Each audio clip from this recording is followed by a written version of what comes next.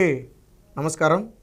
తెలంగాణలో ఎన్నికల యుద్ధం ముగిసింది. అలాగే ముఖ్యమంత్రి ఎవరు అనే దాని మీద ఉన్న ఉత్కంఠ కూడా తెరపడింది. అయితే ఇప్పుడు రేవంత్ రెడ్డి ప్రమాణ స్వీకారం మీద ప్రధానంగా చర్చ నడుస్తుంది. రేవంత్ రెడ్డి ప్రమాణ స్వీకారానికి ఎవరెవరు రాబోతున్నారు, అలాగే ప్రమాణ స్వీకారంలో ఎటువంటి హామీలు అమలు చేయబోతున్నారు అనే దాని మీద ప్రధానంగా చర్చ నడుస్తుంది. అయితే ఇక్కడ రేవంత్ రెడ్డి ప్రమాణ స్వీకారం అనేది 7వ తారీఖున ఎల్బీ స్టేడియంలో మధ్యాహ్నం 1:04 అయితే ముహూర్తం ఖరారు చేయడం జరిగింది. దీనికి ఏఐసిసి నుంచి కానివ్వండి, కాంగ్రెస్ పెద్దలు అయినటువంటి సోనియా గాంధీ, రాహుల్ గాంధీ, ప్రియాంక గాంధీతో పాటు కాంగ్రెస్ పార్టీ అధ్యక్షుడైనటువంటి మల్లికార్జున ఖార్గే, ఈ నలుగురు వస్తున్నట్టయితే ఇప్పటివరకు సమాచారం ఉంది. అలాగే ఇతర ఏపీఐఐసికి చెందిన కీలక నేతలందరికీ కూడా ఇప్పటికే ఆహ్వానాలు అందాయి. ఇకపోతే ఇతర రాష్ట్రాల్లో మాజీ ముఖ్యమంత్రి అంటే ఇటు ఏదైతే మాజీ రాజస్థాన్ కానివ్వండి, మహారాష్ట్ర కానివ్వండి, ఇతర రాష్ట్రాల్లో కాంగ్రెస్ మాజీ ముఖ్యమంత్రులు అశోక్ చౌహాన్ కానివ్వండి, లేదా చౌహాన్ గెహ్లాట్ కానివ్వండి, వీరందరినీ కూడా ఆహ్వానించడం జరిగింది. వీరితో పాటు కర్ణాటక సీఎం సిద్ధరామయ్యతో పాటు అక్కడ మంత్రివర్గంలో ఉన్నటువంటి కొంతమంది సీనియర్ నేతలను కూడా రేవంత్ రెడ్డి ప్రమాణ స్వీకారానికి ఆహ్వానిస్తున్నారు. సో వీటన్నిటిని పక్కన పెడితే తెలుగు రాష్ట్రాల నుంచి ఎవరు రేవంత్ రెడ్డి ప్రమాణ స్వీకారానికి వెళ్తున్నారు అనే దాని మీద కూడా ఒక చర్చ ప్రధానంగా నడుస్తుంది. ఇక మాజీ ముఖ్యమంత్రిగా మారి ప్రస్తుత ప్రతిపక్ష నేతగా ఉన్నటువంటి కేసీఆర్ అయితే ప్రమాణ స్వీకారానికి ఆహ్వానం అందిస్తున్నట్టుగా అయితే తెలుస్తుంది. ఇక పక్క రాష్ట్రంలో ఆంధ్రాలో జగన్మోహన్ రెడ్డి, ఎవరైతే ఆంధ్ర ముఖ్యమంత్రిగా ఉన్నటువంటి జగన్మోహన్ రెడ్డి ఉన్నారో ఆయనకు కూడా ఆహ్వానం ఇస్తున్నట్టుగా తెలిసింది. ఇక ఇదే సమయంలో అందరూ ఎదురు చూసే చంద్రబాబు గారు, ప్రస్తుత ఆంధ్రాలో ప్రతిపక్ష నేత, అలాగే ఉమ్మడి ఆంధ్రప్రదేశ్కి మాజీ ముఖ్యమంత్రి హోదాలో చంద్రబాబు నాయుడు గారికి కూడా ఆహ్వానం అందుతుందనే వార్త అయితే ఇప్పుడు హల్చల్ చేస్తుంది. మిగతా వారు వచ్చినా రాకపోయినా చంద్రబాబు గారు రావటం అనేది అటు కాంగ్రెస్ పార్టీ శ్రేణులు కానివ్వండి, ఇటు రేవంత్ రెడ్డికి కానివ్వండి ఒకంత ఉత్సాహాన్ని ఇచ్చే అంశం. ఎందుకంటే రేవంత్ రెడ్డిని ఈ రోజుకి కూడా చంద్రబాబు నాయుడికి ప్రియ శిష్యుడిగానే చెప్పుకుంటారు. చంద్రబాబు నాయుడు గారి శిష్యుడు రేవంత్ రెడ్డి తెలంగాణకు ముఖ్యమంత్రి అవుతున్నాడని చెప్పి సోషల్ మీడియాలో కూడా ప్రచారం జరుగుతుంది. రేవంత్ రెడ్డి కూడా అనేక సందర్భాల్లో చెప్పాడు, చంద్రబాబు గారు నా గురువు, నేను ఆయన శిష్యుడు అని చెప్పి అనేక సందర్భాల్లో చెప్పిన పరిస్థితి. సో ఖచ్చితంగా తన గురువు గారు అయినటువంటి చంద్రబాబు గారి ఆశీస్సులు కూడా రేవంత్ రెడ్డికి కావాలనే ఉద్దేశంతోనే అధిష్టానాన్ని అడిగితే చంద్రబాబు గారికి కూడా ఆహ్వానం పంపాలని చెప్పి కాంగ్రెస్ అధిష్టానం భావించినట్టుగా అయితే తెలుస్తుంది. అయితే అధికారికంగా ఇప్పటివరకు ఆహ్వానం పంపారా లేదా అనే దాని మీద ఎటువంటి వార్త రాలేదు. అలాగే తెలుగుదేశం పార్టీ కూడా దీని మీద అయితే ఇప్పటివరకు స్పందించలేదు. కానీ ఖచ్చితంగా ఆహ్వానం పంపితే మాత్రం చంద్రబాబు గారు వెళ్తారు, రేవంత్ రెడ్డిని ఆశీర్వదిస్తారని చెప్పి ఆ వార్తలు అయితే నడుస్తున్నాయి. ఎందుకంటే చంద్రబాబు గారు అంటేనే ఒక విజన్ ఉన్న నేత, అందులోనూ రేవంత్ రెడ్డికి ప్రియ శిష్యుడిగా గురువుగా ఉన్నటువంటి వ్యక్తి. సో కాబట్టి గురువు గారి ఆశీస్సులు అనేవి రేవంత్ రెడ్డికి ఖచ్చితంగా కలిసి వస్తాయి. అలాగే భవిష్యత్తులో రేపు కన్నా ఆంధ్రాలో తెలుగుదేశం పార్టీ గెలిస్తే రెండు రాష్ట్రాలు కలిసి పనిచేయాలి, అనేక విషయాల మీద కలిసి ముందుకెళ్లాల్సిన పరిస్థితి ఉంది. సో ఈ నేపథ్యంలో ఖచ్చితంగా చంద్రబాబు గారు ఆశీర్వదించడానికైనా సరే, ఎందుకనే తన శిష్యుడు పెద్దవాడారంటే ఏ గురువుకైనా ఆనందమే.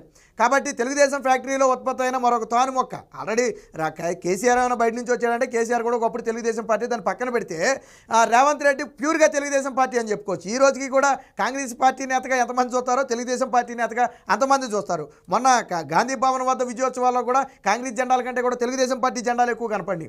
సో దీన్ని బట్టి అర్థం చేసుకోవచ్చు ఆయన తెలుగుదేశం పార్టీలో ఉన్నప్పుడు ఎంత ప్రభావం చూపారనేది. ముఖ్యంగా ఆయన పార్టీని వదిలి వెళ్ళిన తర్వాత ఏ రోజు కూడా తెలుగుదేశం పార్టీని కానివ్వండి, చంద్రబాబు గారిని కానివ్వండి కనీసం పల్లెత్తి మాట అనలేదు.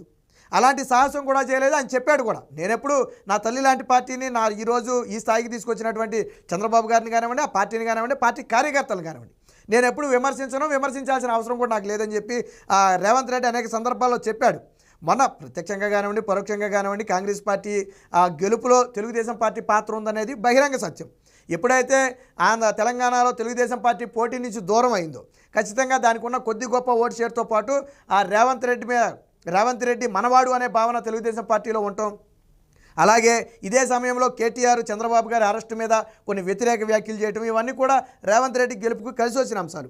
సో ఈ నేపథ్యంలో చంద్రబాబు గారు వస్తే కనుక ఖచ్చితంగా అది రెండు రాష్ట్రాల ప్రజలతో పాటు రేవంత్ రెడ్డి కూడా సంతోషిస్తాడని చెప్పి చెప్తున్నారు. ఇక ఇదే సమయంలో ఎవరైతే అమరవీరులు, వాస్తవానికి తెలంగాణ అనేది అమరవీరుల త్యాగఫలంగా చెప్పుకుంటారు, అలాంటి అమరవీరుల కుటుంబాలను కూడా గౌరవించాలి. కాబట్టి ఖచ్చితంగా అమరవీరుల కుటుంబాలను కూడా పిలవాలని చెప్పి ఇప్పటికే అమరవీరుల కుటుంబాలందరికీ కూడా ఆహ్వానాలు పంపినట్టుగా అయితే చెప్తున్నారు. అంటే గౌరవించుకోవడం, ఏదైతే తెలంగాణ మనకు వచ్చిందో తెచ్చిన వాళ్ళు ఎవరైనా కానివ్వండి, ఇచ్చిన వాళ్ళు ఎవరైనా కానివ్వండి, ఆ రోజు కొంతమంది తమ ప్రాణాలను త్యాగం చేయబట్టే ఆ పరిస్థితి వచ్చింది.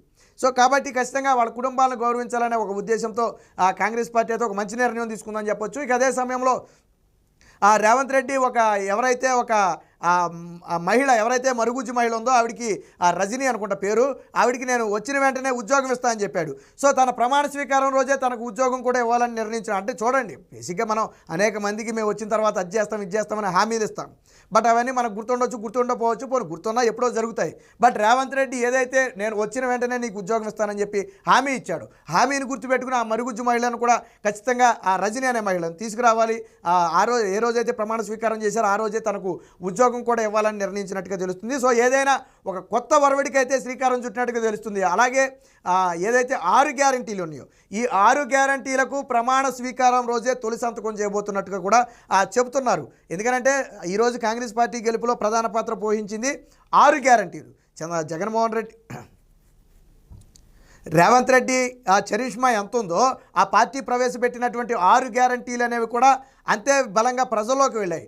సో కాబట్టి ప్రజల ఆకాంక్షను నెరవేర్చాలంటే తక్షణమే దాని మీద సంతకం చేయాలన్న ఉద్దేశంతో ప్రమాణ స్వీకారం రోజే ఈ 6 గ్యారంటీలను అమలు చేస్తూ రేవంత్ రెడ్డి తొలి సంతకం చేయబోతున్నాడనే వార్తా కథనాలు కూడా నడుస్తున్నాయి. ఏది ఏమైనా రేవంత్ రెడ్డి ప్రమాణ స్వీకారానికి మహామహులతో పాటు కాంగ్రెస్ నేతలు, సీనియర్ నేతలు, అలాగే ఇతర రాష్ట్రాల్లోని ముఖ్యమంత్రులు, మంత్రులందరికీ కూడా ఆహ్వానాలు అందుతున్నాయి. అన్నిటికీ మించి చంద్రబాబు గారికి, ఎవరైతే తెలుగుదేశం పార్టీ అధ్యక్షులు చంద్రబాబు గారు ఉన్నారో ఆయనకి కూడా ఆహ్వానం పంపాలి అనే వాదన ఏదైతే ఉందో అది మాత్రం ఇప్పుడు ప్రధాన చర్చగా మారింది. చంద్రబాబు గారు వాస్తవానికి జైలు నుంచి వచ్చిన తర్వాత ప్రజల్లోకి వచ్చింది అయితే లేదు. మొన్న తిరుపతి గట్ట ఆ తర్వాత దుర్గమ్మ తల్లిని దర్శించుకోవడం గట్ట జరిగింది. వాస్తవానికి శ్రీశైలం వెళ్లాల్సిన నేపథ్యంలో కూడా ఆ తుఫాను కారణంగా ఆగిపోవడం జరిగింది. అయితే మరి రేవంత్ రెడ్డి నుంచి ఆహ్వానం అందితే చంద్రబాబు గారు మరి వెళ్తారా లేదా అనేది కూడా ఒక ఆలోచించాలి. ఎందుకంటే ఇప్పటివరకు ఆయన ప్రత్యక్షంగా ప్రజల్లోకి అయితే రాలేదు. సో ఈ సందర్భంగా వెళ్తారా లేదా అనేది ఒక ఆలోచన. అయితే 100% వెళ్తారని చెప్పి ఆ టీడీపీ అభిమానులందరూ కూడా భావిస్తున్నారు. ఎందుకంటే రేవంత్ రెడ్డి ప్రియ శిష్యుడు కాబట్టి ఖచ్చితంగా తన ఆశీస్సులు కావాలి. అందులోనూ చంద్రబాబు గారు అంటే దేశానికే రోల్ మోడల్ అయినటువంటి సీఎం. ఎవరైతే మమతా బెనర్జీ కానివ్వండి, లేదా అరవింద్ కేజ్రీవాల్ కానివ్వండి, రాజకీయాల్లోకి రాని సినీ నోట్లు అయినటువంటి కమల్ హాసన్ కానివ్వండి, రజనీకాంత్ కానివ్వండి, వీరంతా కూడా చంద్రబాబు గారిని ఆదర్శంగా చెప్తారు. సో ఆయన ఒక రోల్ మోడల్, అంటే పరిపాలనలో కానివ్వండి, విజన్లో కానివ్వండి, ప్రజల్లో మమేకం అవడంలో కానివ్వండి ఆయన ఒక రోల్ మోడల్గా ఉన్నటువంటి వ్యక్తి. సో అలాంటి వ్యక్తిని ఆదర్శంగా తీసుకోవాలని అంతమంది చెప్పారు. సో ఇప్పుడు ఈ నేపథ్యంలో ఖచ్చితంగా ఆయన ఆశీస్సులు ఉంటే రేవంత్ రెడ్డి కూడా తొలిసారిగా ముఖ్యమంత్రి అయినప్పటికీ కూడా రేవంత్ రెడ్డి కూడా చంద్రబాబు గారు అంత మంచి పేరు తెచ్చుకుంటాడు, చంద్రబాబు గారు లాగే పాలన కొనసాగిస్తాడనే ఆశాభావం కూడా చాలామందిలో ఉంది. ఏది ఏమైనా ఇప్పుడు చంద్రబాబు గారికి కాంగ్రెస్ పార్టీ ఆహ్వానం పంపబోతుంది, చంద్రబాబు గారు దానికి వెళతారు అనే వార్త ఏదైతే సోషల్ మీడియాలో చర్చ జరుగుతుందో ఇదైతే కొంత ఆతృతనే కలిగించింది. ఎందుకంటే రేవంత్ రెడ్డి ప్రమాణ స్వీకారానికి చంద్రబాబు గారు వెళ్ళాలి అని చెప్పి 2 తెలుగు రాష్ట్రాల ప్రజలు కోరుకుంటున్నారు. ఎందుకంటే వాస్తవానికి రేవంత్ రెడ్డి ముఖ్యమంత్రి అవడానికి చంద్రబాబు గారికి సంబంధం లేని విషయం. బట్ ఆ పార్టీకి గతంలో ఉన్న సంబంధాలు కానివ్వండి, ఎవరైతే రేవంత్ రెడ్డి హ్యూమానిటీ కానివ్వండి, ఇవన్నీ కూడా చంద్రబాబు గారు వెళ్ళాలని కోరుకుంటున్నారు. చంద్రబాబు గారి అరెస్టును కూడా గతంలో రేవంత్ రెడ్డి ఖండించాడు. దీంతోపాటు ఇంకొక పోలిక కూడా నడుస్తుంది. ఎవరైతే గతంలో తెలుగుదేశం పార్టీలో ఉండి పదవులు అనుభవించి ఈరోజు బయటికి వెళ్ళి తెలుగుదేశం పార్టీని విమర్శిస్తున్నారు, అంటే తల్లిపాలు తాగి రొమ్ముగుద్దు అంటాం మనం.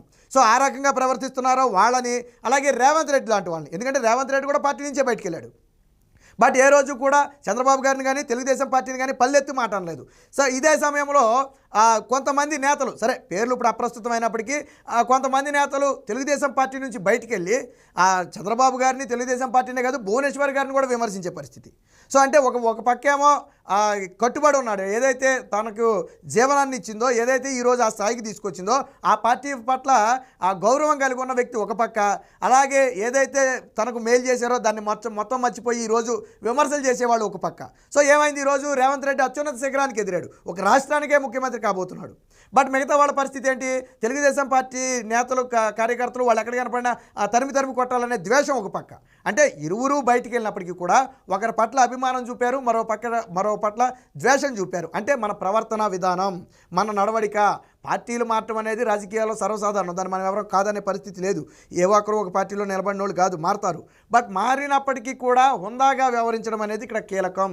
సో ఏది ఏమైనా ఈరోజు చంద్రబాబు గారు రేవంత్ రెడ్డి ప్రమాణ స్వీకారానికి వెళతారు అనే వార్త ఏదైతే ఉందో అది సోషల్ మీడియాలో అయితే జోరుగా చర్చ జరుగుతుంది. ఒకవేళ అదే నిజమైతే, ఆహ్వానం అందితే చంద్రబాబు గారు వెళ్ళాలని, రేవంత్ రెడ్డిని ఆశీర్వదించాలని చెప్పి కోట్లాది మంది ప్రజలు కోరుకుంటున్నారు.